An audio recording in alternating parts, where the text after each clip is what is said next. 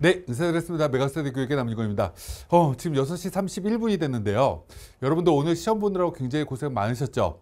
9월 모의평가 우리가 예상대로 조금 쉬웠던 것 같아요. 작년에도 조금 쉬웠었는데 우리가 이제 첫 번째 좀 해둬야 될 것 중에 하나는 제가 오늘 기자들한테도 이런 얘기를 되게 많이 했어요. 6월 모의평가는 평상시에 조금 어렵다. 왜 어려울까? 여름방학을 앞두고 조금 정신 차리고 열심히 공부하자. 라는 의미로 조금 어려운 거고 9월 모의평가는 이제 수시 원서접수를 앞두고 있고 여러분들 수능까지 이제 70여일밖에 안 남았는데 마지막에 조금 자신감을 가지기 위해서 조금 쉽게 나올 거다 라고 예상했는데 거의 비슷하게 나온 것 같아요. 근데 이제 실제로 수능은 조금 어려울 가능성이 높을 것 같아요. 그 이유는 조금 설명드리도록 하고 오늘 이 시험 이후로 여러분들이 무엇을 해야 될지를 하나하나 좀 설명을 좀 드려보도록 할게요. 우리가 첫 번째, 우리가 시험을 지금 보고 났더니 인원 변화가 작년하고 조금 있어요. 고3 친구들 출생 인원이 13,000명이 증가했기 때문에 실제 이번 시험도 10,000명 정도 학생 숫자가 늘어나 있어요. 이건 그대로 수능까지 갈 거다라고 생각하시면 될 것 같고 지금 N수생이 6월 달에는 400명 늘었었거든요. 근데 이번 9월 달에는 지금 한 2,000명 정도가 늘어서 6월 달보다 1,700명 정도의 N수생이 더 들어왔어요. 우리가 수능 원서 접수가 9월 6일까지거든요. 내일 모레까지인데 아마 이 추세대로 보면 N수생이 한 작년보다 한 10,000명 정도 더 늘 것 같다 라고 예상하시면 맞을 것 같습니다. 어찌됐건 그러면 작년에 수능 보는 친구들보다 20,000명 가까이가 늘겠구나 라는 건 첫 번째 생각하시면 될 것 같고요. 여기 이제 여러분들 다 아시다시피 올해부터는 사회탐구를 해도 이제 자연계 학과를 지원할 수 있는 가장 이제 특별한 회가 올해부터 시작이 되잖아요. 서울대라든지 고려대라든지 홍익대 그리고 지방 국립대를 제외하고는 대부분의 대학교가 수시건 정시건 이제 다 이제 교차 지원이라는 게 가능한데 그러다 보니까 사회탐구로 학생들이 굉장히 많이 넘어갔어요. 약 40,000명 정도가 증가를 했고요. 과학탐구는 실제로 이제 6월 달에는 20,000명 이상이 줄었었는데 작년에 비해서 이번에 3,700명쯤 늘어났습니다. 근데 어찌됐건 과학탐구는 작년하고 비교했을 때 인원이 크게 늘지 않을 것 같은데 사회탐구는 인원이 꽤 많이 늘 것 같아요. 그래서 사회탐구 입장에서 보면 학생 숫자가 많아지다 보니까 실제로 100분이 100을 맞거나 100분이 99를 맞기가 어찌 보면 더 쉬워질 수도 있을 것 같아요. 학생 숫자가 늘어나 있으니까. 그래서 첫 번째 이게 또 하나의 특징인데 이게 어떤 의미가 있는지를 간단하게 좀 생각을 한번 해봐야 될 것 같아요. 올해 입시의 가장 큰 특징이 뭐냐라고 질문하면 교육부에서 여러분들의 이제 수능 시험이 끝나고 나면 정시에 뭘 하냐면 이런 거래요. 탐구 변환 점수 표라고 해가지고 100분위를 100을 맞거나 99를 맞거나 98, 97, 96 쭉 내려가서 1까지가 있겠죠. 100분위당 우리가 여러분들의 표준 점수는 성적표에 기재되는 거고요. 실제 대학들은 표준 점수를 반영하는 대학교가 많지 않아요. 서울대가 표준 점수 반영하고요. 항공대가 반영하고요. 홍익대 정도가 반영해요. 나머지 대학교는 이렇게 100분위를 활용하거든요. 100분위를 활용하는데 이 변환 점수라는 걸 대학이 자체적으로 이렇게 쓰는데 타이틀에 뭐라고 되어 있냐면 통합 점수라고 되어 있어요. 그럼 이 얘기는 작년까지는 통합 점수가 아니었다라는 얘기예요. 작년에는 연세대가 유일하게 통합 점수 썼었고요. 나머지 대학교는 과학탐구는 100분이 100을 맞으면 72점, 사회탐구는 100분이 100을 맞으면 69점 이렇게 과학탐구 점수를 높게 줬었는데 올해 이거를 통합으로 활용해라 라고 교육부에서 대학에다가 지금 제시를 했어요. 그래서 이거 가지고 무언가 여러 가지 재정 지원이라든지 이런 거의 지표로 활용할 거거든요. 그래서 대학들이 연세대랑 똑같이 이렇게 점수를 매길 거예요. 특징을 여러분들이 좀 알아두시는 게 좋을 것 같아서 100분위 100은 69.35래요. 68.52, 67.75 이렇게 내려가는데 우리가 위의 점수는 0.8점 차이 나고요. 이거 0.7점 정도 차이 나고요. 밑으로 내려가면 점수가 조금씩 줄어요. 그럼 다른 말로 얘기하면 100분이 100을 맞으면 밑에 있는 친구들보다 점수 격차가 커지는 거죠. 그러면 마지막에 우리가 탐구 과목을 조금 더 열심히 해야 되겠구나 라는 우리가 목표의식을 가져야 되는 게 올해 이 통합 점수를 활용하는 데 가장 큰 특징이 되는 거고요. 여기에 또 하나, 여기 지금 과탐 3% 가산, 이게 뭐냐면 연세대는 정시로 지원할 때는 과학 탐구를 본 친구들한테 3% 가산점을 줘요. 3% 가산점을 주고 어떤 대학교는 5% 가산점 주는 데도 있고요. 경희대 같은 대학교는 4점 가산점이라는 그냥 점수를 붙여주는 대학도 있어요. 근데 3% 가산을 이렇게 주면 과학탐구 본 친구랑 사회탐구 본 친구랑 점수가 어떻게 되는 거냐면 과학탐구를 이 100분이 98 받은 친구랑 이 사회탐구 100분이 100 맞은 친구랑 비교해보면 과학탐구가 이기는구나. 97을 맞으면 지는구나. 이렇게 나옵니다. 그럼 실제로 과학탐구를 보는 친구가 사회탐구를 보는 친구들에 비해서 연세대가 가산점이 제일 적은 학교 중에 하나거든요. 제일 적게 주는 학교도 100분이 2, 3점은 만회시켜준다 라고 생각하시면 되고요. 나머지 대학들은 그거보다 더 큰 우리가 만회 점수가 있다라는 건 우리가 참고적으로 보시면 될 것 같아요. 이렇게 우리가 무언가 나오다 보니 올해 이제 가장 큰 화두 중에 하나가 아까 얘기했지만 탐구라는 거의 중요성이 굉장히 커질 것 같아요. 그 이유는 이제 하나씩 좀 설명을 들어보도록 할게요. 우리가 이제 사탐부터 먼저 보도록 할게요. 사탐의 작년에 우리가 100분위 6월 모의평가에 100이었던 과목이 실제 수능에서 다 맞았는데 100분위가 98, 94 이렇게 나와요. 근데 이제 올해 이렇게 쉽게 나올 거냐라고 생각하면 올해 이렇게 쉽게 나오지는 않을 것 같은데 얘를 제가 뭘 드리려고 하냐면 여기 지금 50점에서 맨 밑으로 내려가면 75점, 아니 100분위 75가 있어요. 여기 지금 원점수가 뭐냐면 45점이에요. 그럼 다른 말로 얘기하면 다 맞은 친구랑 45점 맞은 친구랑 원점수는 5점 차이 나죠. 5점 차이 나는데 100분위로 환산을 하면 몇 점 차이 나요? 19점 차이가 나요. 이 과목은 몇 점 차이 나죠? 14점 차이가 나요. 사회탐구라는 과목의 가장 큰 특징 중에 하나는 뭐냐면 이렇게 점수가 위쪽에 많이 몰려 있다라는 거예요. 몰려 있기 때문에 하나를 틀리면 100분위가 이렇게 많이 빠져요. 이렇게 많이 빠진다는 건 94에서 2점짜리, 3점짜리 하나를 틀렸더니 13점이라는 점수가 빠진다는 거죠. 아까 잠깐 보다 보면 100분위 100하고 96하고 점수가 몇 점 차이 나죠? 3점 차이 나요.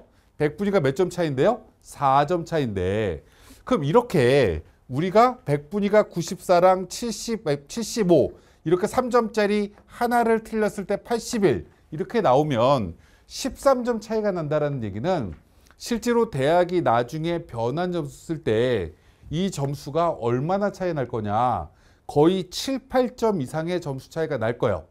3점짜리 하나밖에 안 틀렸는데 와 실제로 환산 점수가 이렇게 차이가 많이 난다고? 이게 사회탐구입니다. 그렇기 때문에 우리가 대부분의 작년에 사회문화나 법과정치나 경제라는 과목을 뺀 나머지 과목은 대부분 다 이랬어요. 올해 어떤 게 어렵게 나올지 어떤 게 쉽게 나올지 우리가 모르기 때문에 탐구 과목을 우리가 공부할 때 특히 사탐은 다 맞으려고 노력하시는 게 여러분들한테 어드밴티지가 생긴다. 하나를 틀리면 재앙이 올 수 있다. 내가 선택한 과목이 어렵지 않게 되면 이게 여러분들이 명심하셔야 될 마무리 학습 전략이 될 거고요. 근데 이제 과학은 좀 다른 것 같아요. 과학이 다르다는 얘기는 실제로 과학이라는 과목은 상대적으로 되게 어렵게 나와요. 되게 어렵게 나오는데 왜 어렵게 나오지?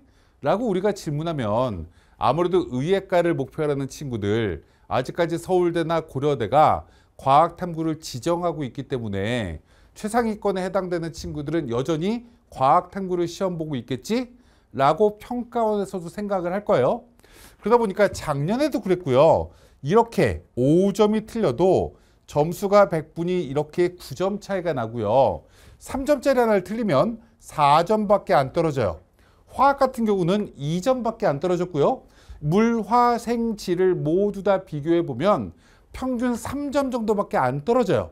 다시 얘기하면 과학탐구는 45점 이상을 맞으면 크게 데미지가 생기지 않을 가능성이 높다라는 게 이 과학탐구의 특징이에요. 그럼 여러분들이 이제 마지막 오늘 시험의 난이도가 중요한 게 아니라 실제 수능을 마지막까지 우리가 준비할 때 이런 마음을 좀 가져야 되겠죠.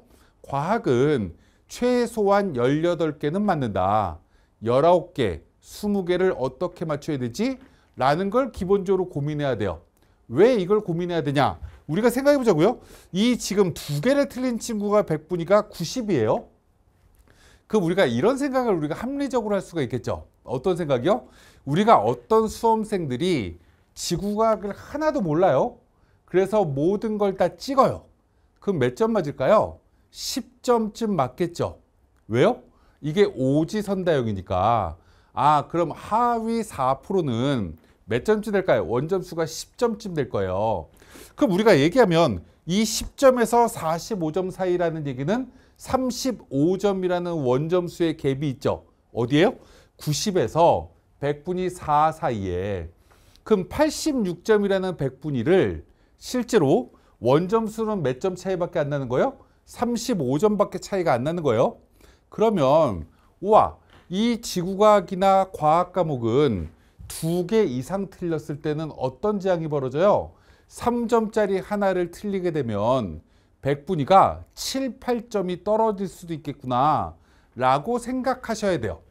그래서 과학을 공부하는 친구는 2개까지 틀렸을 때는 데미지가 약해지지만 2개 이상을 틀리게 되면 굉장히 큰 폭으로 100분위가 떨어진다는 건 명심하시고 마무리 학습에 조금 더 최선을 다하셨으면 좋겠다 라는 말씀을 기본적으로 드리면서, 올해 이제 이슈가 이런 여러 가지가 있어요. 우리가 무전공도 생겼고 의대 정원도 생겼어요. 그리고 이제 변별력 있는 수능은 될 거예요.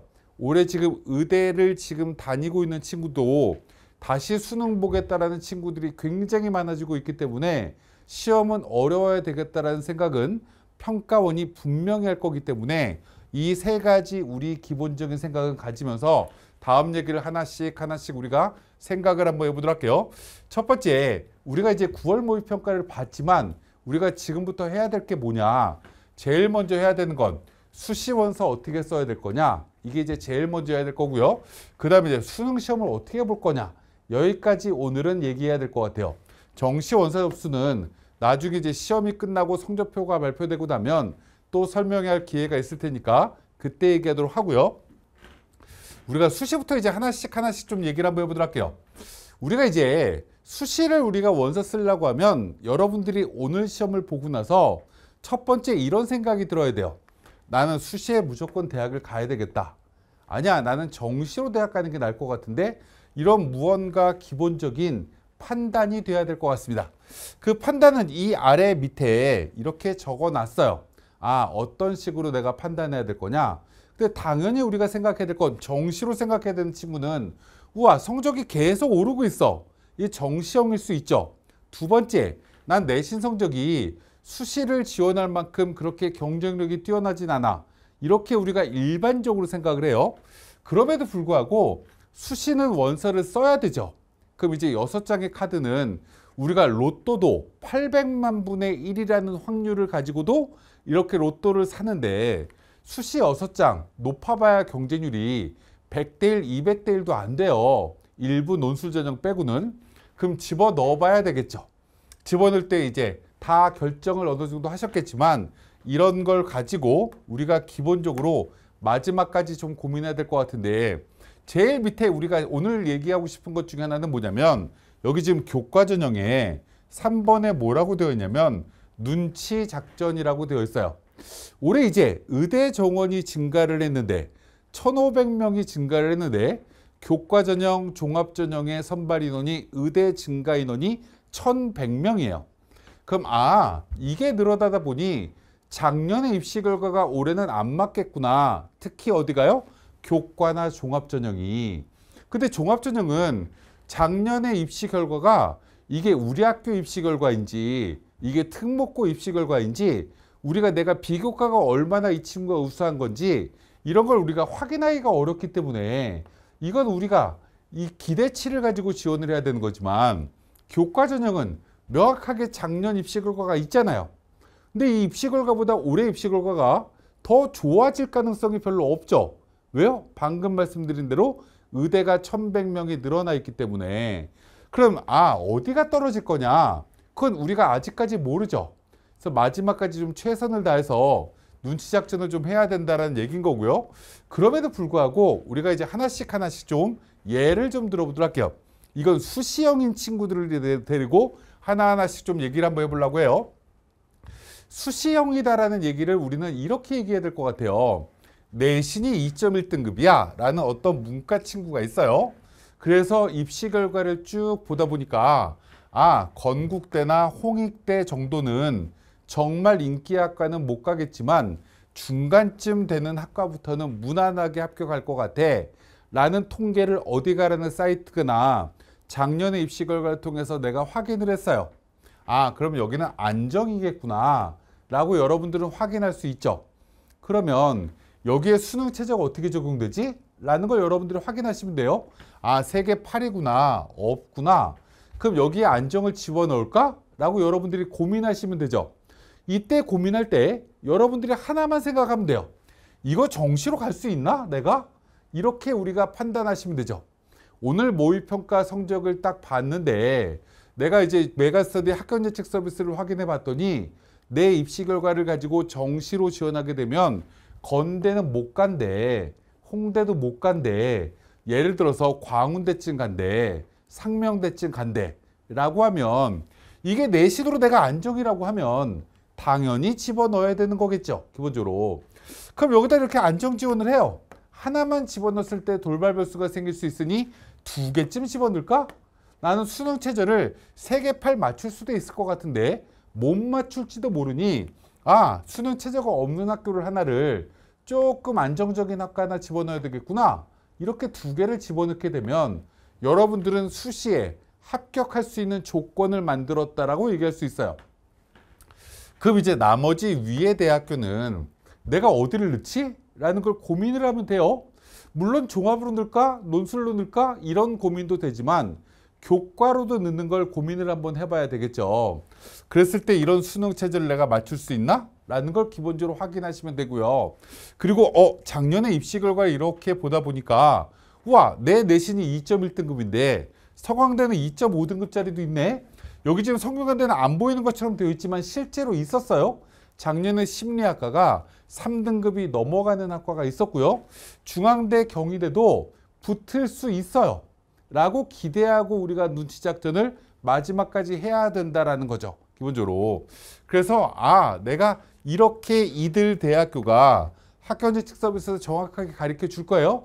이 대학은 정시로 어디쯤 될 거야 라는 걸 명확하게 얘기해 줄 텐데 이것만 확인을 하고 내가 수능 체제를 어디를 어떻게 맞출 수 있는지를 확인을 하고 어떻게 넣어야 될지를 최종적으로 점검하는 게 오늘 또 9월 모의평가에 여러분들이 가채점 결과를 확인하면서 나는 2개호는 확실하게 맞춰 3개 7도 맞출 수 있지 않을까? 범위가 작년에 2.36등급이 70% 컷이면 나 내신 2.1등급인데 붙는 학과 찾을 수 있겠구나. 찾아봐야 되겠다. 마지막까지 눈치 작전을 해서 이렇게 무언가 고민해야 되는 게 올해의 환경인 거다. 자연계도 마찬가지인 거죠. 기본적으로 그래서 이렇게 쭉 보면서 어디를 어떻게 조합을 짜야 될 건지 안정을 이렇게 2개를 넣어야 될 거냐. 나는 정말 수능 최저가 잘 모르겠어요.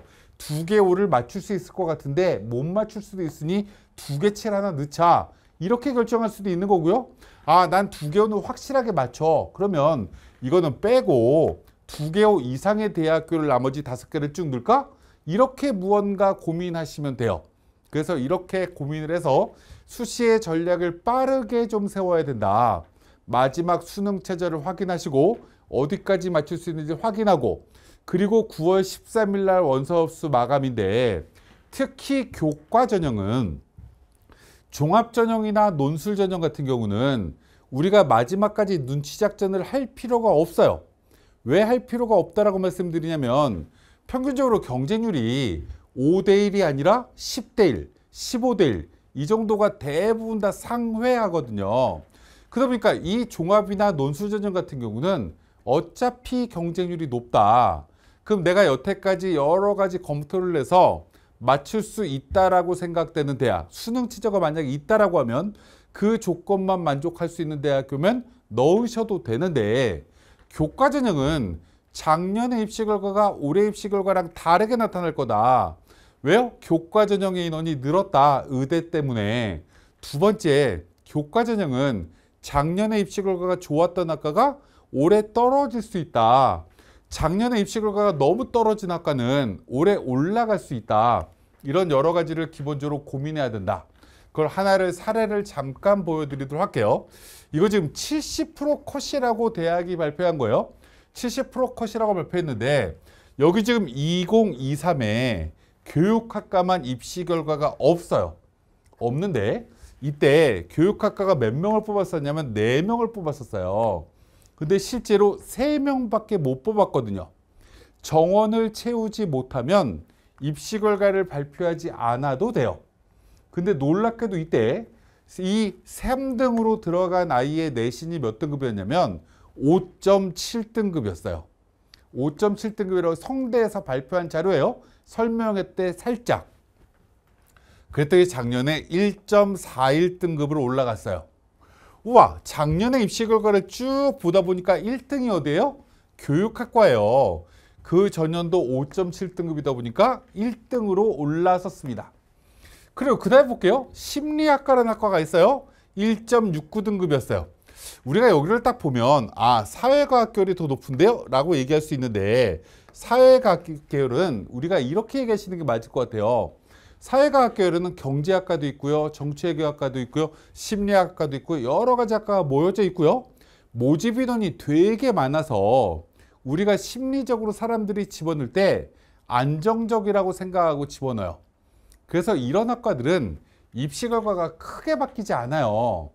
근데 이렇게 모집 인원이 적은 학과는 이렇게 딱 발표하고 나면 약간 높아 보인다라는 느낌이 생겨요. 와, 인원이 적은데 입시 결과가 좋은데? 라고 생각되면 지원자가 줄어요. 그래서 지금 여기 2.63이라고 70%를 발표했는데 실제 컷은 3.7이었어요. 이렇게 떨어지는 경우가 생기는구나. 의상학과 이때 2.4였어요. 이것도 거의 3등급짜리가 붙었었는데 작년에 1.8까지 올라왔어요. 그럼 우리가 이제 뭘 봐야 되는 거냐 마지막에. 우리가 대부분 여러분들은 작년 입시 결과를 봤을 거예요. 이렇게 2년치를 보다 보면 작년에 이렇게 입시 결과가 나온 개연성이 보인다. 너무 입시 결과가 낮았던 학과는 높아진다. 상대적으로 꽤 높았던 학과는 낮아진다. 하위권 학과임에도 불구하고 이렇게 2등급이 넘어가니까 1등급대 후반대로 다 들어오네. 그럼 올해는 이렇게 우리가 생각을 해야 되는 게 마지막으로 고민해야 되는 거고요. 그래서 이걸 끝까지 우리가 눈치 작전을 좀 해야 된다. 올해 원서 접수는 대부분의 대학교가 9월 13일이다. 라는 걸 기본적으로 생각하시면 될 것 같아요. 그래서 여기 있는 표는 뭐냐면 이렇게 해마다 뭔가가 입시 결과가 요동을 치기 때문에 이렇게 표현해 놓은 학과들은 입시 결과가 너무 좋았거나 너무 안 좋았던 학과들을 이렇게 만들어 놓은 거예요. 서강대 이거 2.35라고 발표되어 있는데 실제로 6등급, 7등급짜리가 붙었어요. 이런 입시 결과가 나온다라는 걸 우리는 기본적으로 생각해야 된다. 무전고 간단하게 얘기를 한번 해보도록 할게요. 올해 무전고 이렇게 뽑는데요. 우리가 작년 입시 결과를 보니까 1.47에서 2등급, 1.58에서 2.58 이런 학과가 실제로 모두 다 모아서 이렇게 한 과로 187명이나 뽑는다. 그럼 아까 제가 말씀드렸지만 이거 성대 사회과학 계열처럼 이렇게 많이 뽑는 학과는 안정적 성적이 나올 거예요. 그래서 아마 이거는 예상컨대 한 1.8등급 요쯤에서 2등급 사이에서 나오지 않을까라고 예상됩니다. 근데 우리가 생각을 한번 해보도록 하죠. 맨 아래에 컴퓨터공학과는요. 작년에 1.7이었어요. 경희대에서 제일 좋은 학과 중에 하나예요. 그러면 이렇게 보겠죠. 14명을 뽑는데 1.7이었구나. 70% 컷이래요. 그러면 14명 중에 70% 컷은 몇 등이에요? 70%면 10등짜리죠. 10등짜리 성적이 1.7이구나 라고 우리는 해석할 수 있어요. 근데 올해 몇 명이에요? 2명이래요. 그러면 몇 등급이 돼야 되는 거지? 라고 이렇게 사람들은 생각하겠죠. 우와, 씨, 그럼 1.5등급은 돼야 되는 거 아니야? 이렇게 뭔가 생각할 가능성이 높아요. 그러면 불안해지죠. 이거 못 쓰겠는데? 똑같죠? 전자공학과는 와, 이게 1.8등급이라고? 20명 뽑을 때 19명? 그럼 70%면 몇 등이죠? 14등짜리 성적인 거예요. 14등 1.8이라고? 이렇게 되면 이것도 1.5가 붙는 거 아니야? 이렇게 생각할 수 있죠. 이런 학과들이 올해 무언가 문제가 생길 수가 있다 라는 걸 우리는 마지막까지 좀 고민을 하셔야 된다 라는 걸 우리가 좀 생각을 하고, 그래서 정리를 한번 해보면 여 꼭대기에 이렇게 적혀 있어요. 안정부터 상향까지 대학 리스트업을 해야 된다. 이걸 우리가 다른 말로 얘기하면 이런 거죠. 학생들이 이렇게 원서를 써요. 오늘 제가 유튜브를 하나 보다 보니까 어떤 친구가 이렇게 원서를 쓰겠대요. 성대 쓰고요, 서강대 쓰고요, 한양대 쓰는데 한양대 2장 쓸 거고요, 성대 2장 쓸 거고요. 하나는 연대고대 하위권학과를 쓰고 싶어요. 이렇게 원서를 6개를 쓴다라는 걸 상담을 하고 있는 유튜브를 잠깐 보다가 속으로 웃었어요. 왜 웃었냐? 원서를 그렇게 쓰면요, 6개를 다 붙을 수도 있어요. 6개를 다 붙을 수 있는데 자칫 잘못하면 6개를 다 떨어질 수도 있어요. 이건 우리가 다 떨어지게 되면 이 친구는 수시 지원을 너무 잘못한 거죠. 6개를 다 붙으면 수시 지원을 잘한 거냐라고 질문하면 그것도 잘한 게 아니에요. 왜요? 올림픽이나 육관왕을 하는 게 의미가 있는 거지. 수시에서 6개 붙어봐야 어차피 포상금 나오는 것도 아니고요. 대학 하나 마지막에 결정해야 되잖아요. 그러면 어디 가지? 라고 고민하면 또 고민의 깊이만 깊어질 수 있어요. 비슷비슷한 학교 쓰면. 그래서 예를 드는 겁니다. 국민대부터 쓸까? 서강대까지?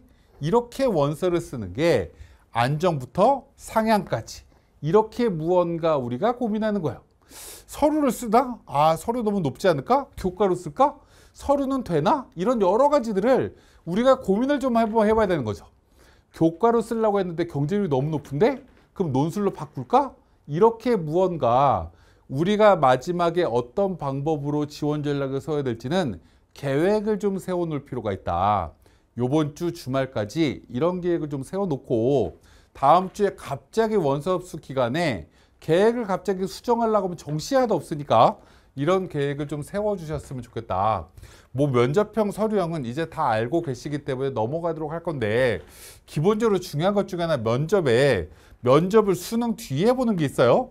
면접 수능 뒤에 보는 뭐 경희대학교라든지 뭐 저쪽에 동국대, 건국대 등이 수능 뒤에 면접을 보죠.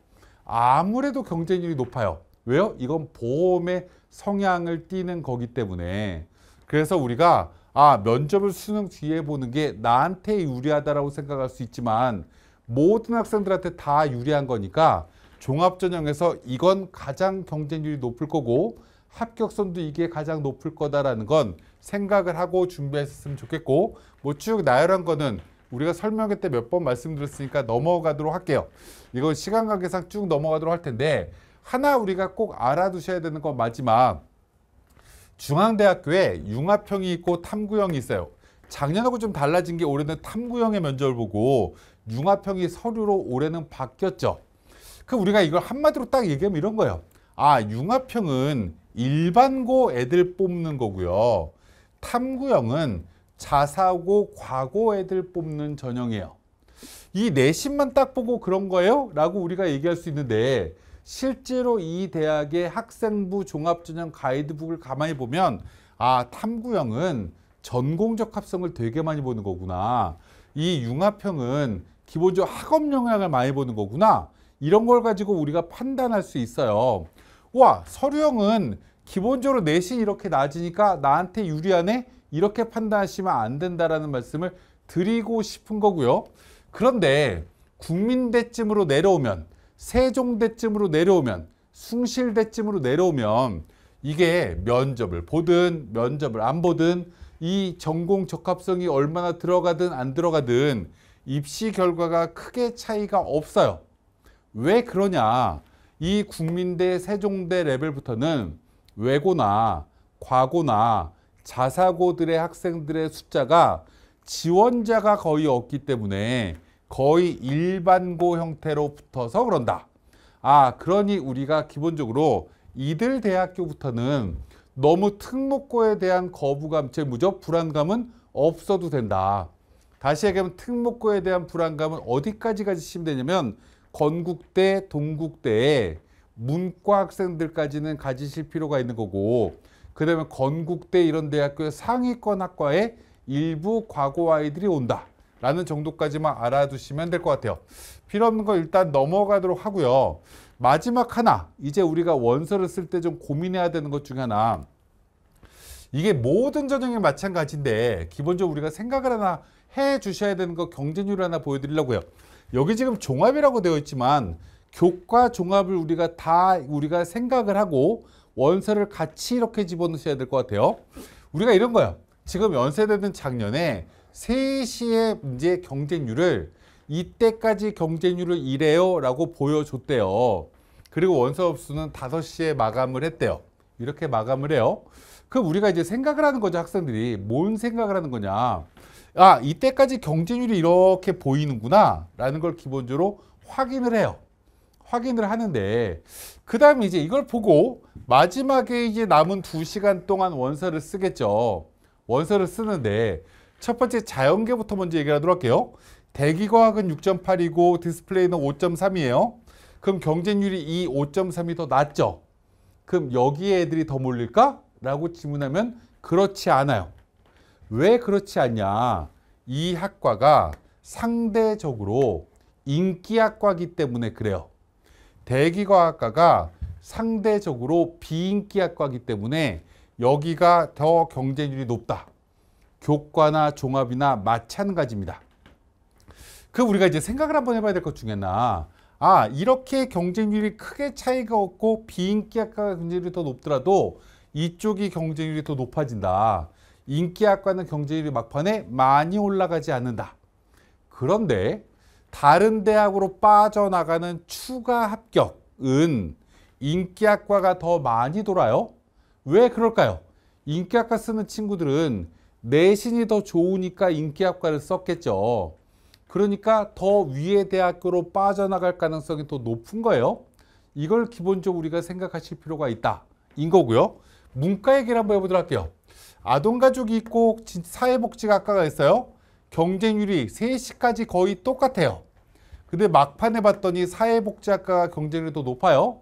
일반적인 얘기를 하는 거예요. 이건 무슨 얘기냐? 사회복지학과는 문과 학생들 대부의 친구들이 봤을 때 만만하다. 복수전공할까? 이 학과는 공부할 때 그래도 문제가 별로 없을 것 같은데? 이렇게 뭔가 생각을 한다. 아동가족은 남학생들 입장에서는 조금 기피할 가능성이 높죠. 어문 계열도 마찬가지겠죠. 이렇게 무언가 아이들의 지원 패턴을 보인다.